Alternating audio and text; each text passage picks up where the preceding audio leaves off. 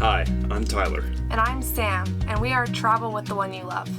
I grew up in Boy Scouting and reached the rank of Eagle Scout, and have spent well over 365 days of my life camping outdoors. And I'm a professional photographer who loves to capture beautiful landscapes. Together, we hope to inspire others to get outside and explore, while also sharing camping, photography, and hiking tips along the way.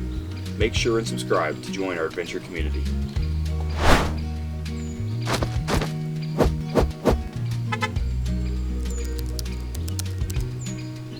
And this week, we are in Carlsbad, New Mexico.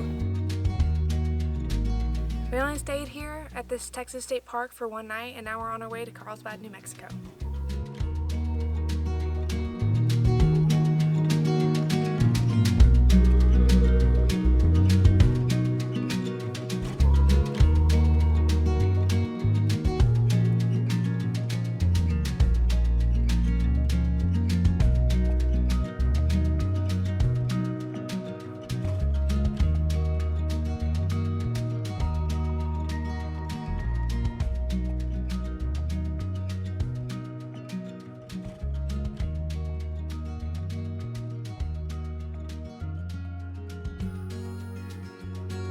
So we are on the way to Sitting Bull Falls, New Mexico, just outside of where Carlsbad Caverns National Park is.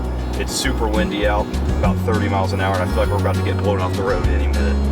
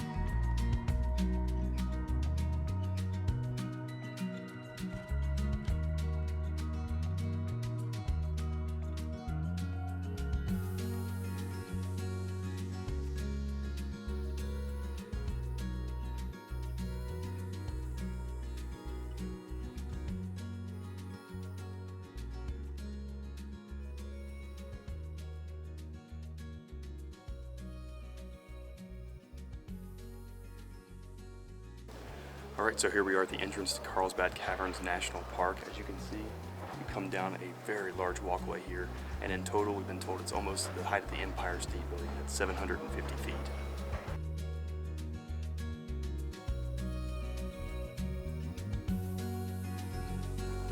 So, while we wanted to talk to you of some in Carlsbad Caverns National Park, there is a sort of a quiet talking policy, as since it being a cave, everyone within close earshot of you can hear every single thing that you're saying.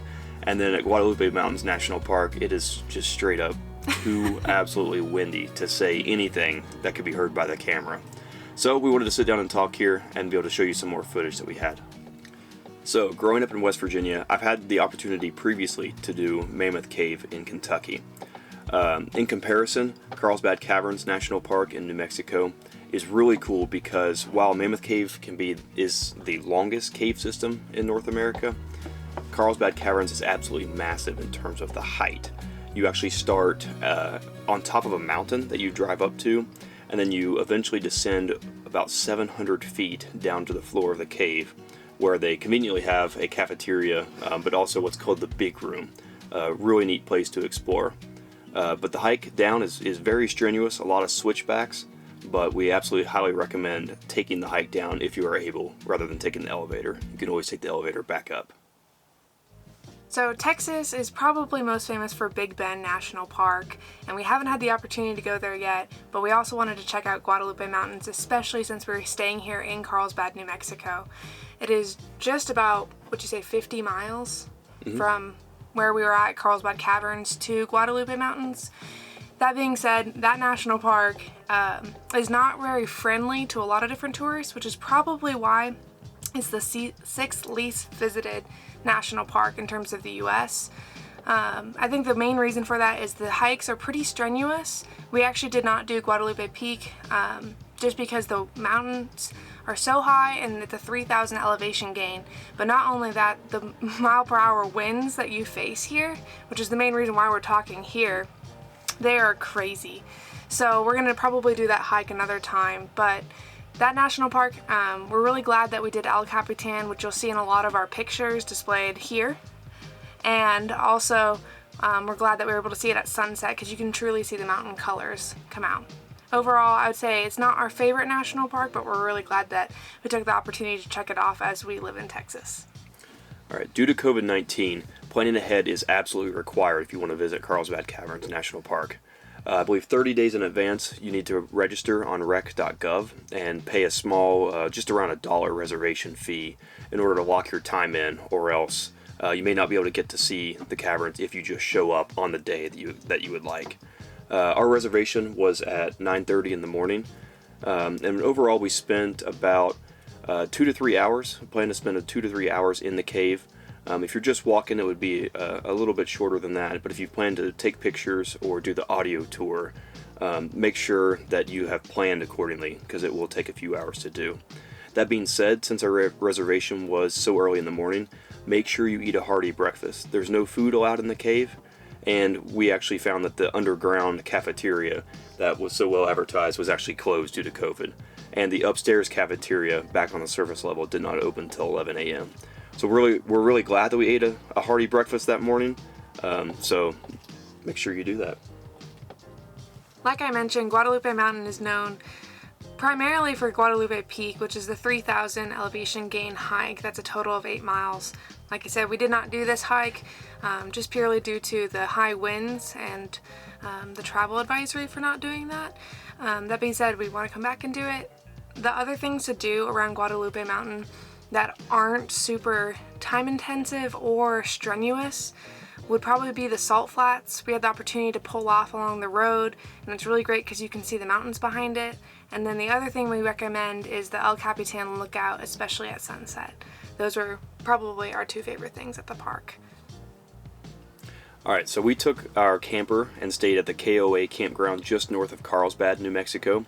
And on our way down to Carlsbad Caverns and Guadalupe Mountains National Park, make sure you stop by a really cool hike called Sitting Bull Falls. It was maybe 30-45 minutes north of Carlsbad Caverns, and it's a really cool area where you can see a live waterfall, yes, in the desert, in the mountains of New Mexico. Highly recommend. It's only about a 15 or 20 minute detour off the main road, and maybe a 10 to 15 minute leisurely walk to see the falls. That being said, you can get down in the falls and get wet when the wind blows the water on you. Just a little bit of advisory, the winds can reach, we experienced 50-60 mile an hour winds, and they can reach as high as 80 or 100 there. Definitely strong enough to blow you over, so make sure and be careful. There was a hike to the top of the falls, but as we said, with the wind, we did not feel comfortable doing that there. If we went back on a day when the wind was not nearly as bad, it would be really cool to hike to the top of Sitting Bull Falls. So this is our second trip in our Bigfoot camper here. We're excited to film a video coming up really soon about an intro to the camper and how it works, but it's been really awesome for this trip so far. Now, if you're coming to New Mexico to see Sitting Bull Falls, Carlsbad Caverns, and Guadalupe Mountains National Parks, plan to spend at least 2 full days seeing those 3 locations. However, if you're planning on hiking to the top of Guadalupe Peak, make sure and plan a whole additional day for that. We're excited. We head out tomorrow. We're staying in San Angelo State Park in Texas, and we're excited to spend New Year's Eve with my parents, who are just in the other camper.